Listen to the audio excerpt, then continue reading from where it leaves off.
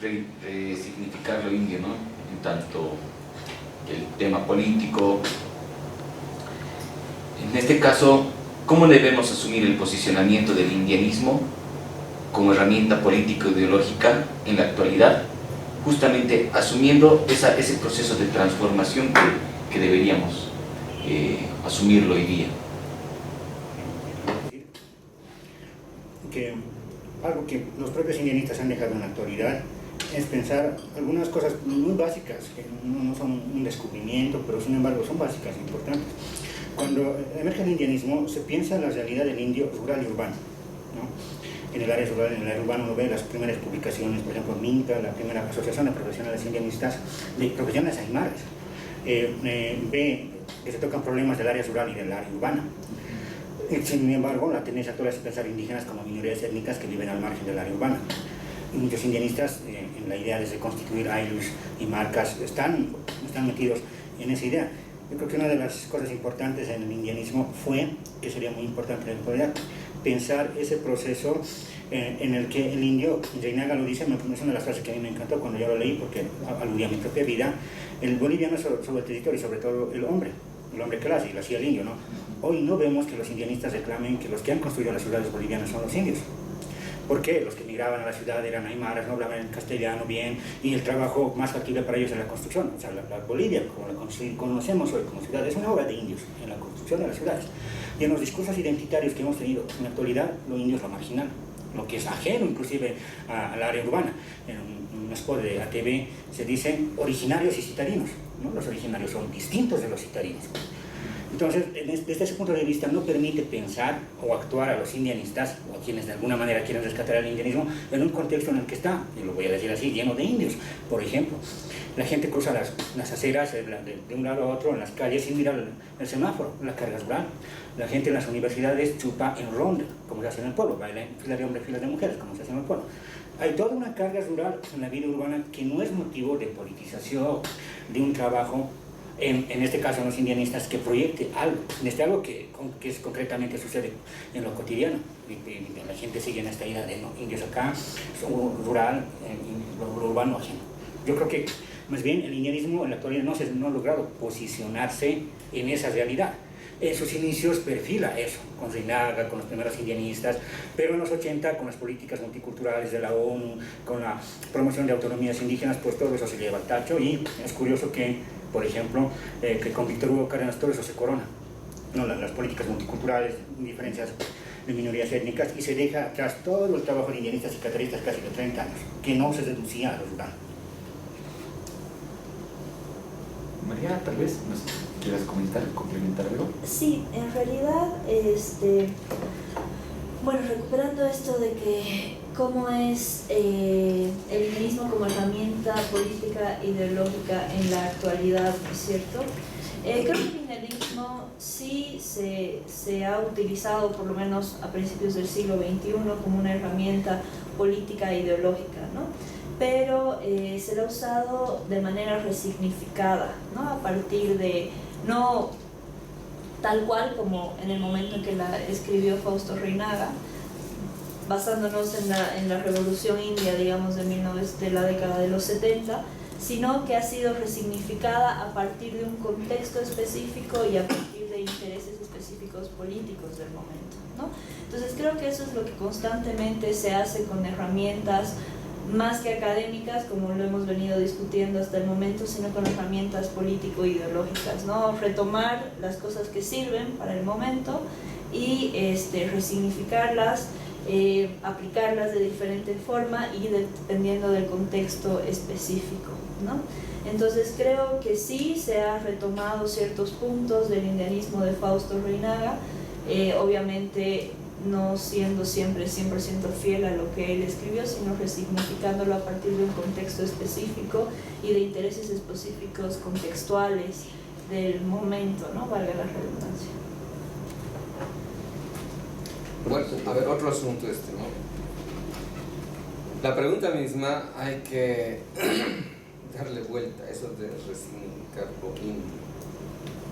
Porque también ahí podemos caer en la trampa de la relación sujeto-objeto, que es el hilo paradigmático de la metodología del pensamiento moderno. O Cuando constituyes algo en objeto, es cuando lo has convertido en una criatura hecha a imagen y semejanza tuya. Y ese es un acto fetichista que encubre una metodología que reduce todo a objeto. Y cuando reduces todo objeto, quien produce esa reducción, porque la relacionalidad es circular, también se constituye en objeto.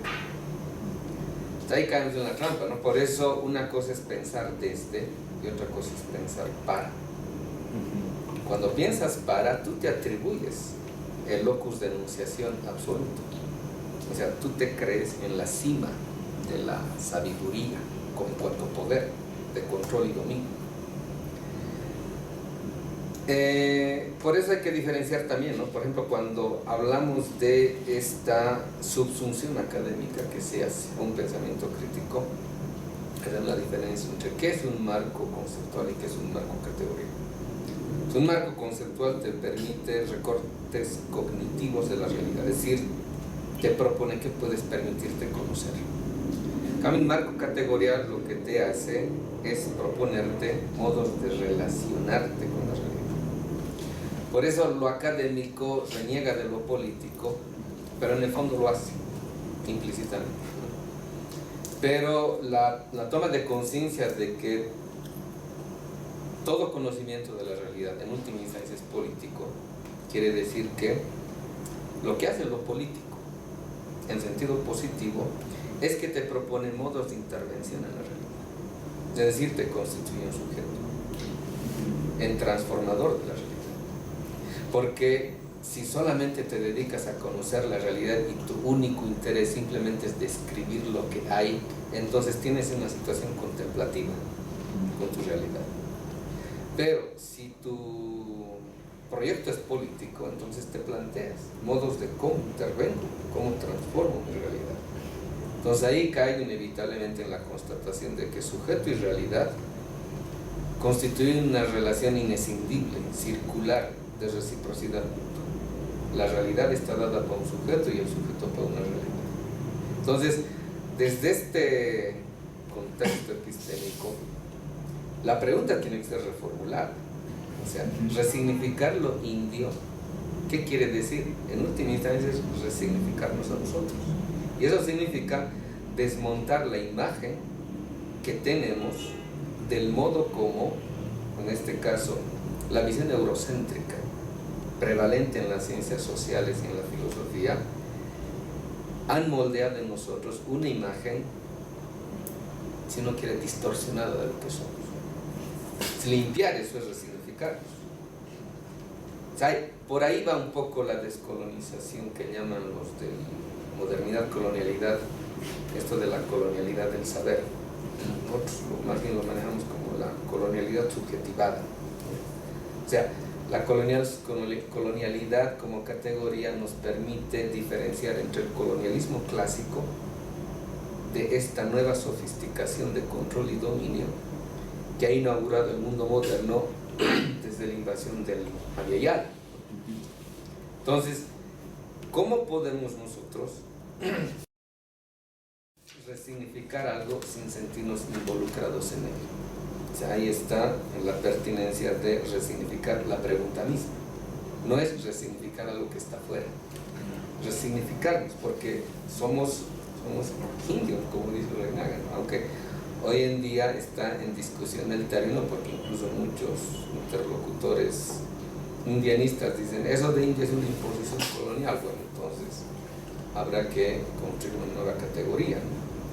En ese sentido vale la acotación de la clarificación de los contenidos de las preguntas en sentido metodológico, ¿no? Resignificar, en este caso sería el resignificarnos, que en última instancia somos más allá de la imagen que Europa ha construido sobre nosotros, o sea, no con nosotros, sino incluso a costa de nosotros. Fausto Reinaga nos decía, ¿no? Nosotros no tenemos por qué ser objeto de nadie, ¿no? Tenemos que ser el sujeto de nuestra historia, ¿no? Haciendo justamente alusión a cómo justamente el pensamiento occidental a través de la academia nos asume, ¿no? como si fuésemos un objeto que hay que estudiar, Y claro, obviamente Fausto Reinaga ya asume su posición, ya no un tanto de asimilación, sino de liberación a través de esta su propuesta política ideológica, ¿no es cierto? Entonces la pregunta va justamente en esa relación, ¿no? Si ya nosotros hemos un poquito explicado de cómo vemos el posicionamiento del indianismo como herramienta política e ideológica, en este caso, ya profundizando un poquito más, ¿cómo asumimos esta posición política e ideológica del indio y el indianismo en la política nacional e internacional? O sea, ¿cómo nosotros, de acuerdo a este pensamiento, tenemos que asumirnos, ¿no?, en la política nacional e internacional?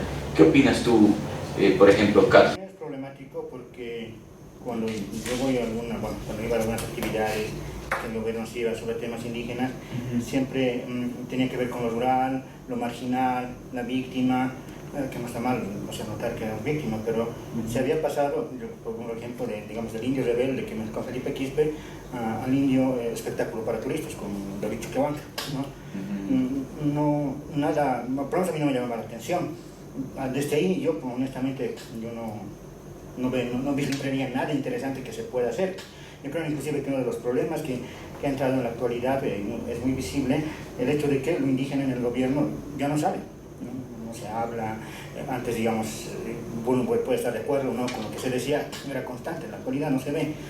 Eso se puede contrastar con el hecho de que hemos vivido procesos en los que han habido cambios de estratificación de clase en la propia población considerada india. De estratificación en el sentido de cambio de ingresos. Un albañil puede ganar ahora más que hace 15 años, puede contener un refrigerador, pero sigue, en términos de clase sigue vendiendo su cosa de trabajo, ¿no? Ha cambiado en términos de estratificación, pero hay otros que han cambiado en términos de clase, son el microempresarios de la construcción, etc. Y todos esos fenómenos, ya, por lo menos en el sentido en el que normal en que se ha ido dando sentido a lo indio, no logran ser, digamos, captados y no se logra interpelar a la población. Para mí una de las cosas que se ha perdido en el indianismo es la capacidad de interpelar a la gente. Ya no logra interpelar porque los indianistas están perdidos en lo que fue el indio, inclusive en pensar que nuestra situación es la misma que en la colonia. En un evento en Maroma y piensan que van a venir al Prado y bueno, van a estar llenos de caras. Bueno, la mayoría se parece a la gente de Aroma. No hay una lectura contemporánea de la situación actual. Yo creo que ese es un problema para posicionarse de los indianistas actualmente. Bueno, en general todos son críticos al gobierno desde distintas visiones, pero yo veo ese problema. ¿Qué nos podrías decir tú, Mariana? A ver, en este sentido yo creo que tenemos que empezarnos a plantear, observar la realidad nacional, no como dos estancos separados entre los indios y los no indios, digamos, ¿no? No quiero justificar ni argumentar un mestizaje, no, para nada, no va por ese lado. No creo que seamos una sociedad mestiza, sino más bien, como tantas veces lo hemos discutido, o sea, a partir, citando a Zabaleta, siendo sí una sociedad abigarrada, pero no creo que seamos una sociedad en la cual se pueda actualmente identificar dos estancos totalmente separados, un sector no indio y un sector indio. Creo que hay muchos, la sociedad es bastante compleja, hay sectores que están mezclados de uno u otro lado, entonces creo que esto es importante, ¿no? Ponernos un poco esta perspectiva, esta mirada para analizar la realidad actual, ¿no? Como les decía, creo que la sociedad, la realidad, la cultura va cambiando constantemente, se va recreando, redinamizando, entonces creo que actualmente no deberíamos mirar nuestra realidad como dos cosas totalmente separadas, ¿no? Lo no indio y lo cara y lo indio, o lo no indio y lo indio, ¿no? Sino más o menos tener una visión más completa, viendo que es una sociedad abigarrada, ¿no? Compleja, que va más allá de esta separación binaria. Fausto Reinaga justamente decía, ¿no?, el indianismo no es el color de la piel, sino el color de la idea, ¿no? ¿Qué podría opinar usted, profesor Rafael? Los que lo pusieron bien clarito para mí fue el pacto de unidad previo a la Asamblea Constituyente. Sí, su diagnóstico para mí es lúcido. Dicen, Bolivia es un estado sin nación y nosotros somos naciones sin estado. Si lo que están haciendo es una lectura no académica, fíjese, están haciendo una lectura pero mucho más rica que lo que la academia ha hecho de Zabaleta, porque están releyendo el concepto de estado aparente. O sea, están haciendo una descripción lúcida del concepto de estado aparente, que Zabaleta lo toma de Marx, pero Zabaleta lo desarrolla muy bien a su modo. Y ellos dicen, ¿no? Bolivia es un estado sin nación. O sea, están diciendo Bolivia es un estado sin contenido. O sea, es un estado aparente. Y un estado aparente no tiene poder al interior de sus propios límites geográficos, por tiene que buscar el amparo de poderes foráneos. Y esa ha sido la historia de nuestro país. Zabaleta en la Conciencia Nacional Popular dice, el episodio de la Guerra del Pacífico también tiene que verse por la excesiva bolivianofobia que tiene nuestra élite. Gente que hoy día incluso seguimos celebrando, como Gabriel René Moreno, como Aniceto Arce, como Narciso Campero, etcétera, que son los únicos beneficiados, para decirlo también, de esa guerra, son los que sembraron la idea de que es mejor ser peruano que boliviano, es mejor ser chileno que boliviano, es mejor ser argentino que boliviano, o es mejor ser brasileño que boliviano. Es decir, ¿por qué la oligarquía boliviana siempre ha tenido este desprecio por lo nacional? Porque lo nacional no es también esta excesiva referencia a lo abigarrado de nuestro país, no, lo boliviano es lo indio. Si lo indio quiere decir lo boliviano es lo excluido de este país. El verdadero contenido que este Estado debiera tener es aquello que siempre ha negado. Y eso, aquello que siempre ha negado, tiene nombre y apellido, no es una abstracción teórica, ¿no? Por eso yo más hago más énfasis en el concepto de paradoja señorial que trabaja Zabaleta, más que lo abigarrado, porque lo abigarrado parece una descripción fenoménica del estado aparente. En cambio, la paradoja señorial, él dice, no hubo ni hay más negocio estable que los indios en este país. Mientras el indio esté sometido y subyugado, es negocio para la élite. Y dice después, la oligarquía en este país puede negociar todo, pero nunca jamás va a negociar el sentimiento de superioridad sobre el indio. Eso es innegociable para la oligarquía. Jamás va a admitir que el indio sea un igual para él. Y lo más rico que hace Zabaleta es decir lo que continúa. Dice, ¿no? Esta paradoja señorial, este juramento de superioridad sobre el indio, se da con el liberalismo o sin él. Y después dice, incluso con el marxismo o sin él. O sea, hasta el marxismo, hasta los movimientos obreros, como lo testifica también Domitila Chongara. En este país han sido racistas. Racistas quiere decir negar el único y verdadero contenido que este Estado pudo haber tenido. Entonces dice Zabaleta también, en esto se entiende pues que frente a los otros países, Bolivia nunca haya logrado consolidar un óptimo nacional, porque lo nacional siempre había sido negado. Entonces, frente a esta constatación, inevitablemente tiene que aparecer una obra como la de Fausto Reinaga que denuncia esto. Y su denuncia no va a ser pues con palabras bonitas, tiene que ser en el lenguaje en el cual lo ha expresado. O sea, es una denuncia. O sea, lo más propio, el contenido verdadero de este país es lo que este país siempre ha negado. Por eso habla Felipe Quispe de las dos Bolivias, pero a mí me parece que la mejor descripción la hace Jorge Sanguínez en la película La Nación Clandestina, ¿no? O sea, el contenido de nuestro país siempre ha sido clandestino. Por eso también, ¿no? O sea, es la oligarquía no le tiene miedo al indio en cuanto indio. Por eso incluso se han servido de un vicepresidente indio. Incluso hoy en día pueden manejar la figura de un indio presidente a su conveniencia.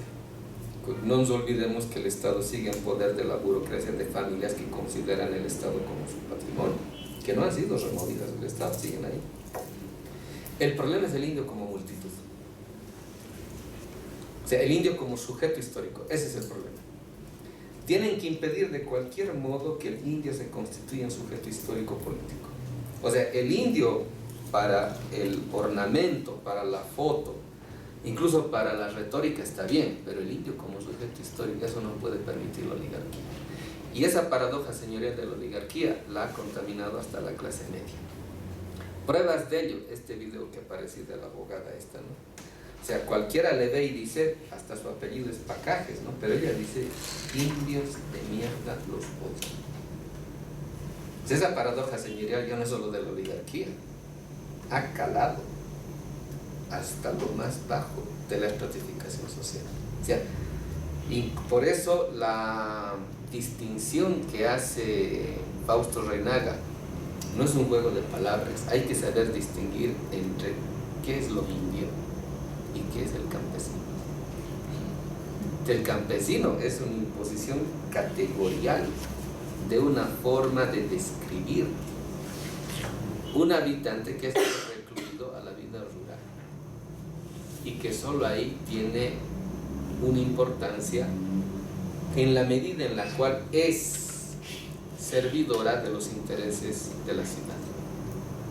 Y esa ha sido la política moderna, es la política de las civitas, de los burgos nacientes en Europa desde el siglo XIV en contra del campo. O sea, porque el fenómeno de industrialización del campo es una forma de expresar el desprecio que la ciudad tiene del campo. Y ese desprecio es más patético en sociedades coloniales como la nuestra, porque la ciudad ni cultura tiene si no existiese el campo. Entonces, esa forma de negar es una forma de bifurcarse en dos. Y el que se parte en dos siempre va a ser un fracasado. O sea, por eso la mejor descripción del estado aparente lo hace el Pacto de Unidad. Por eso el horizonte político, si Bolivia quiere dejar de ser estado aparente y quiere pasar a ser estado real, el horizonte político es ya no en creer en un indio, sino creer en lo que cree el indio. Por eso la distinción entre indio y campesino es fundamental, porque el campesino tiene conciencia burguesa, quiere ser agroindustrial. Para el agroindustrial, para el campesino con conciencia burguesa, la tierra ya no es Pachamama. La tierra es una mercancía, punto. Es decir, se ha desprendido de todo el horizonte histórico que hacía posible su existencia política. Por eso reivindicar lo indio, a pesar del término colonial, constituye en nosotros una referencia básica en una política a largo plazo, porque eso significa, bueno, ¿de qué horizonte de vida nos vamos a proponer para originar desde allí una política de Estado? No el exotismo romanticista que ya ha hecho mención Carlos Macusay. O sea, no es la imagen idílica del Bon Savage, ¿no? Sino cómo el horizonte de vida que el indio contiene como proyecto de vida puede actualizarse para enfrentar los retos a los cuales nos enfrentamos, por ejemplo, en esto que se denomina crisis climática. ¿Cómo podríamos proponernos un sistema de la producción que no altere el ritmo simbiótico entre ser humano y naturaleza? Por ejemplo, los incas hacían metalurgia. Los incas fueron los que les enseñaron a los españoles el mejor modo de producir plata pura. Los españoles no tenían conocimiento ni tecnología de eso. El concepto de industria no nace en la revolución industrial en Europa, quienes se los construyeron las primeras industrias para los ingleses fueron los chinos, y de eso ya hay ahorita sobrada documentación.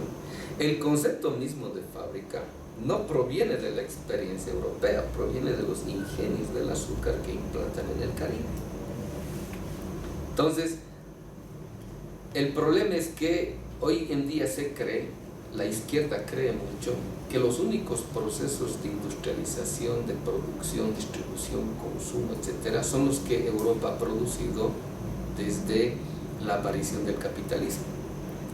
Pero eso es negar todos los sistemas de producción que la humanidad produjo por milenios y que han producido periodos largos de estabilidad. Que hayan tenido sus problemas, por supuesto, pero ningún sistema civilizatorio ha producido el desastre ecológico que está produciendo este sistema de producción, que al concebir la naturaleza como mercancía y objeto la está destruyendo. Y destruyéndola está destruyendo la base real y única fuente de riqueza de la vida humana. Entonces, cuando uno es capaz de diagnosticar este desastre ecológico que está a las puertas, uno tiene que tener la valentía de aclararse para sí mismo si la modernidad será el único estado civilizatorio que la humanidad ha producido o ha deseado, y los otros estados civilizatorios que por milenios jamás han necesitado de Europa. Por ejemplo, ahorita los izquierdistas, incluso en el gobierno, generan todas las expectativas posibles para hacer atractiva nuestro país para la inversión extranjera. Como si la inversión, el capital, fuera en última instancia lo fundamental para arrancar un despegue económico. Por ejemplo, la pregunta: ¿con qué capital, con qué inversión extranjera se hizo Tiwanaku? ¿Con qué inversión extranjera se hizo Cusco? Con ninguna. ¿Por qué? Porque la base de la riqueza es la naturaleza y el trabajo humano. Sin trabajo y sin naturaleza, ni capital hay. ¿Y qué nos dicen los indios Cree de Norteamérica? Solo cuando se haya secado el último río, solo cuando ya no haya peces, ni haya árboles, ni haya frutas, recién nos daremos cuenta que el dólar no se come. O sea, ¿qué es que el capitalismo que ha producido en nosotros? Creer que sin dinero somos nada. Creer que la base y el fundamento de la vida es el dinero, el capital. La obra de Marx consiste en demostrar lo contrario. Decir que el capital es producto, es consecuencia, es algo que es producido por el trabajo humano y por la naturaleza. Entonces, lo primero es el trabajo humano y la naturaleza. Esa es la base de toda riqueza.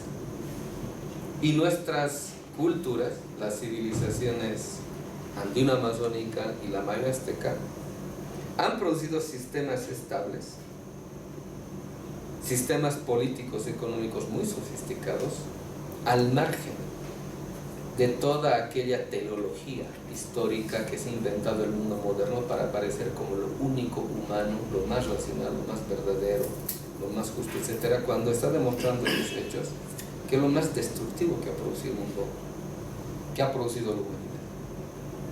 Por eso a mí me parece este diagnóstico que hace el Pacto de Unidad para mí sigue siendo válido hoy en día, para decir que el horizonte político que Bolivia tendría que admitir como lo más propio que tiene es este contenido nacional que siempre ha negado.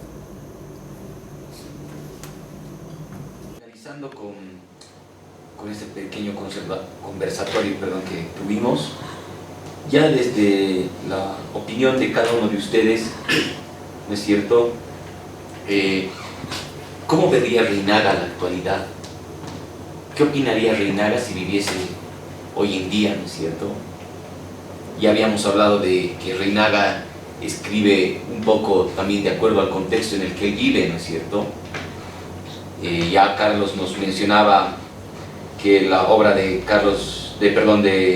Fausto Reinaga, La Revolución India, había sido escrita en 1970 y claramente nos podemos dar cuenta que el contexto que vivía, por ejemplo, el indio como sujeto político en 1970 no es lo mismo, ¿no? No es el mismo que vivimos ahora en la actualidad, ¿no?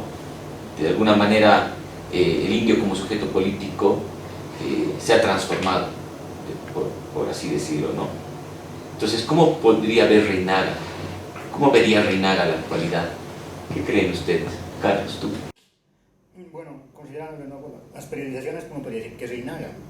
El Reinaga pre-indianista, el Reinaga indianista, el Reinaga post-indianista. Yo, quedándome con el Reinaga indianista, seguramente Reinaga no estaría de acuerdo con autonomías indígenas, ¿no? Por ejemplo, o cosas por el estilo, universidades para indígenas.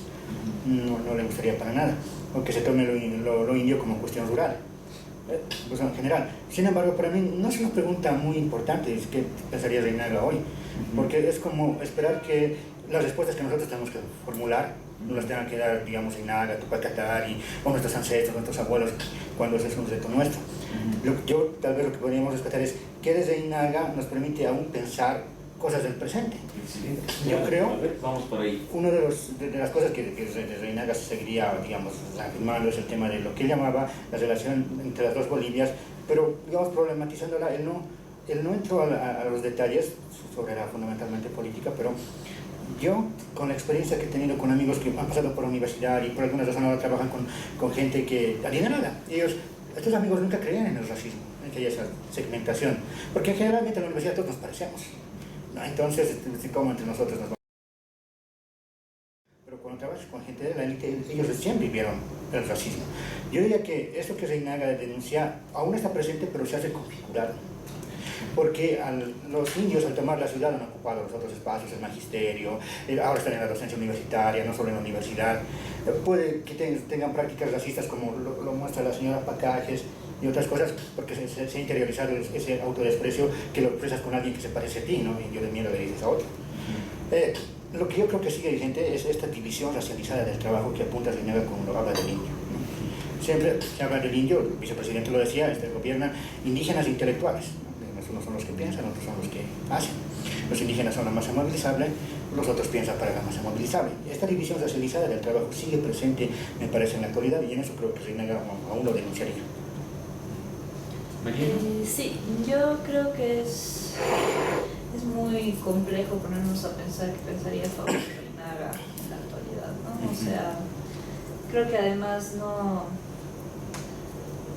no sé, no le veo como mucho sentido a ponernos a pensar en eso, sino creo que considero que lo importante de analizar a algún autor es analizar su aporte en la época específica, ¿no? Analizar el aporte de Fausto Reinaga en su época, en su contexto, el aporte que significó en ese momento, y ver los aportes precisamente que tuvo en ese momento, porque juzgarlo desde ahora con todos los cambios que hemos tenido, con toda el agua bajo el puente que ha corrido en todos estos años, sería injusto, ¿no? Entonces creo que es importante analizar a Fausto Reinaga también en su contexto, y sí rescatar algunas cosas que podríamos seguir utilizando en la actualidad, pero creo que hay que valorizarlo por lo que hizo en su momento, ¿no? En el contexto, en la época, como Carlos menciona, en la época de Fausto Reinaga indianista, el aporte que significó su obra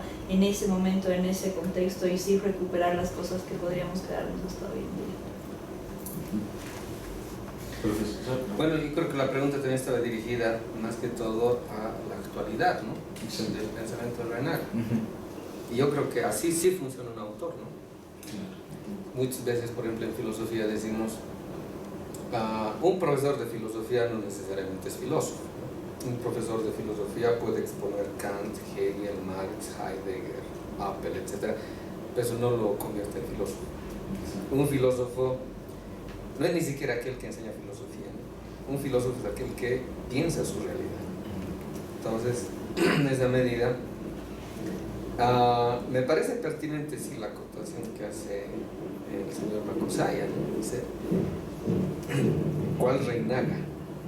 En las tres etapas que todos se ponen de acuerdo, aunque le ponen distintos nombres.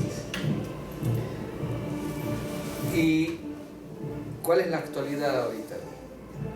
Bueno, me parece sumamente actual. Ahora, lo curioso es, fíjese cómo un pensamiento tan beligerante como Reinaga acá nos ha reunido sin que haya ninguna pelea. Pero, por ejemplo, es saludable, ¿no? Porque siempre cuando hay así cuestiones de Reinaga que escucho, siempre acaba en discusiones. Para condimentar el asunto, una experiencia que me cuentan, y que creo que a eso se refería Reinaga cuando al final se desencanta del indio como subalterno. Un congreso catarista que hubo en el Hotel Torino, un alumno me contaba,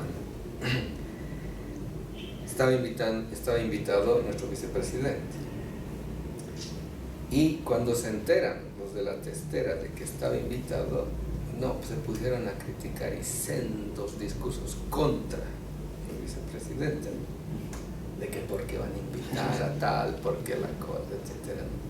Cuando llegue el vicepresidente con su seguridad, todo, y todos los que estaban criticando su presencia, los primeros en sacarse la foto. De verdad, mano, yo estuve ahí. Creo que fue. Entonces, eso creo que Fausto denuncia, y es aquello que le lleva un poco al desencanto, ¿no? Porque es cierto, pues, ¿no? Cuando se interioriza la dominación y aparece el autodesprecio, aparece lo que llamamos el pongueaje como categoría existencial, lo que hoy día se llama el yuquerío.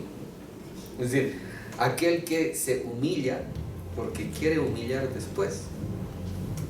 Entonces, esto es típico en la política boliviana, ¿no? Y este tipo de cosas, cuando uno lo mira sin método, le va a desencantar.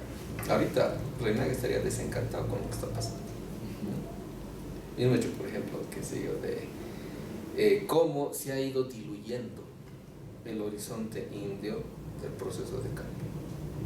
Cómo se ha ido abandonando banderas que le dieron mucho realce a la presencia boliviana en el exterior. Yo que viajo mucho afuera se nota más lo que estamos haciendo que adentro. Adentro no nos creemos mucho lo que está pasando, ¿no? E incluso una vez en México con gente de la UNAM, les cuento, bueno, tampoco es tan así, les digo, hay estas cosas que están pasando en Bolivia, hay estas cosas que estamos atravesando, los matices, ¿no? Y me dicen ellos, bueno, con todo lo que nos cuentas, en Bolivia están viviendo el paraíso, porque acá estamos viviendo el infierno. O sea, era la presidencia de Enrique Peña Nieto, donde, o sea, se nota que, como dice Facundo Cabral, uno de su sano humor, que no es porteño, provinciano, dice, mi tío el coronel era un hombre muy valiente, solo le tenía miedo a los boludos. Yo le decía, ¿por qué? Decía, porque son muchos, es imposible cubrir semejante frente, por temprano que te levantes y a donde vayas está lleno de boludos. Y son peligrosos porque al ser la mayoría escogen al presidente. Entonces eso es un poco lo que los mexicanos asumían como autocrítica, ¿no? O sea, ese personaje tenemos como presidente. Si ellos me decían, ustedes están viviendo el paraíso comparado a lo que está pasando acá. Lo mismo ahorita dirían los argentinos, ¿no? El asunto es cómo nos tomamos realmente en serio lo que estamos produciendo, ya no de modo de mirarnos solo el ombligo, sino de ser referencia mundial. Por eso, en eso Reinaga también es rescatable, ¿no? Él no piensa como muchos arguyen cuando hacen la apología de la producción de pensamiento local. Él sabe que está pensando desde un locus, pero él no quiere que su pensamiento sea solo local, quiere que su pensamiento sea universal. Y cuando uno trabaja filosóficamente la realidad, sabe que la pretensión última de todo pensamiento universal. Entonces, si pensáramos de ese modo, no de modo tan provinciano al cual estamos acostumbrados, de que en toda investigación, por ejemplo, ¿dónde está tu trabajo de campo? O sea, nos han recluido a ser simplemente investigadores de campo, o sea, obreritos de la investigación, para que todo lo que hemos investigado se agarren afuera y ellos piensen lo que nosotros hemos hecho en el campo, o sea, trabajo de campo. Cuando debería ser nuestra pretensión mucho más ambiciosa, ¿no? Pensar para el mundo desde nuestro locus histórico-político. Y en eso, por ejemplo, incluso la soberbia que a veces, la arrogancia que a veces muestra Reinaga, a mí me parece saludable. Porque está bien ser soberbio y arrogante con los arrogantes, Está bien ser humilde con los humildes, pero no vas a ser humilde con el que se cree todo. O sea, no vas a ser humilde frente a Europa o Estados Unidos cuando sabes ya que su conocimiento es tan local como el tuyo, cuando sus pretensiones de universalidad son tan legítimas como las tuyas también.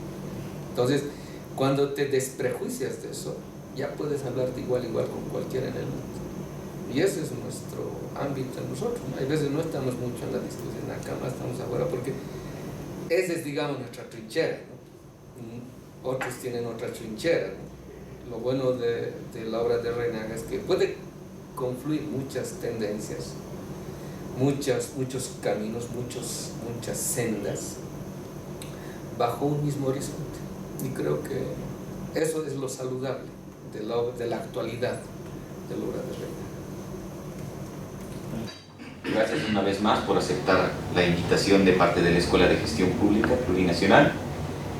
Realmente ha sido un momento muy enriquecedor. Creo que siempre está bien poder profundizar en este tipo de temas, ¿no es cierto? No nos olvidemos que justamente Fausto Reinaga es un pensador que en algún momento ha sufrido lo que él como llamaba la muralla del silencio, ¿no es cierto?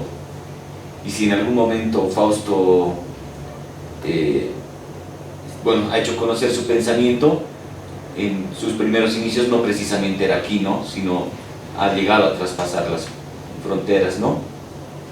En ese sentido, justamente, ya también como una última pregunta en este caso, y algo que realmente me llamaría mucho la atención es cómo ustedes piensan que podría aportar el pensamiento indianista en nuestra pedagogía, ¿no? En la pedagogía en Bolivia, la pedagogía nacional. ¿Cuál creen que usted puede ser el aporte de Fausto Reinaga específicamente en la pedagogía? Yo diría que Reinaga, para ponerlo así medio metafóricamente, es como el trago para una persona reprimida. Cuando se emborracha le sale lo reprimido. A mí me pasó mucho viendo amigos que habían ido a la Revolución India y que renegaban de su pasado y de repente empezaban a decir los caras de mierda y empezaban a hablar de su pasado y que mi abuela de tal lugar, que mi papá de tal lugar, ¿no? Yo creo que lo interesante de Reinaga te ayuda a problematizarte tú sí mismo, tu yo, en relación a hechos históricos, a buscar una especie de referente que te permita afirmarte frente al mundo. Y bueno, para mí, lo bueno del indianismo es eso, es algo que te desorganiza las ideas que ya tenías en la cabeza sobre la identidad nacional, sobre qué era la vida, sobre qué es el pensamiento, y te permite problematizárselo. Claro, lo malo es que se asienta, pero termina, digamos, a sentarnos en ciertas ideas que no son muy productivas, pero lo básico es esa problematización sobre tu realidad, sobre cómo te piensas a ti mismo y proyectarte para transformar esa realidad. Yo creo que eso es lo bello del indianismo. Mariana. Sí, yo creo que Fausto Reinaga en la pedagogía nos serviría precisamente, ¿no? Para eso, para empezarnos a pensar desde nosotros mismos, ¿no? O sea, para mirarnos a nosotros mismos, analizarnos a nosotros mismos, tratándonos en lo que se pueda de despojarnos de conceptos o parámetros más occidentales, ¿no? Y tratando de realmente no caber en un molde específico que nos está siendo dado desde afuera, sino tratar de realmente encontrarnos a nosotros mismos, abrirnos la mente y realmente estudiar y entendernos, pensarnos desde nosotros mismos. Profesor Rafael. Guay, me pescó. A veces digo, no esperen que tengan todas las respuestas a sus preguntas. Yo más hago referencia a Warisata, a Leandro Lina Quispe, a la reflexión pedagógica. Pero escuchando a mis interlocutores, yo creo que sí, Reinaga es como una catarsis. Y así como tener el impacto inicial con la obra de Galeano, de Las Venas Abiertas, algo similar pasa con Revolución Indiana. Y creo que como catarsis sirve. El problema es que la catarsis a veces te puede producir odio. Y creo que la lección sería que el odio no se convierta que el odio no te constituya, sino que del odio puedas producir conocimiento para liberarte del odio. Porque si te quedas con el odio, se produce solamente el resentimiento. Te quedas en los 500 años. Y en los 500 años nos vencieron. No, hay que ser más ambicioso. Hay que trascender los 500 años, ir a los 10.000 años, para recuperar ese contenido milenario originario que necesitamos para dotarnos de ese ajayo, esa camasa que necesitamos ahora para hacerle frente a lo que nos han hecho. Este ser partido en dos, la bifurcación del sujeto que habla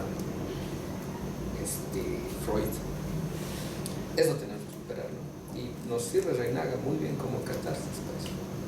Como siempre digo, ¿no? Nietzsche escribió el librito Filosofar a martillazos.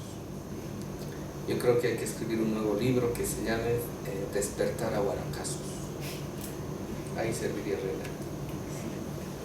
Pues muchísimas gracias nuevamente por sus intervenciones y bueno, acá cerramos este conversatorio, este pequeño debate que hemos tenido. Gracias. Gracias. Muchas gracias.